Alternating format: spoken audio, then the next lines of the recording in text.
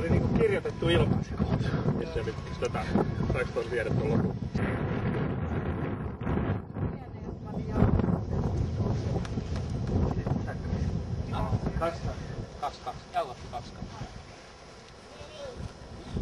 Joo, se näki siinä, kun mä katsoin, kun Laura rupesi, mä hyökkäsin näin ja yhtäkkiä vasemman silmän näin, se rupesi katsoa jonnekin alas ja se kone rupesi hiitoa ylös ja se kotsu oli siinä.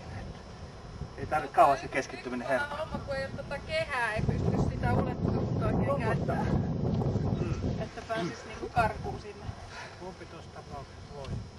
No, tässä oli, jos nuo katkot olisi ollut 2-2, niin silloin tietysti, jos tuo erä olisi ollut tuossa noin, niin mä olisin voittanut ajalla ja tuolla olisi tietysti vähän syönyt. Lentoaika olisi ollut suurempi.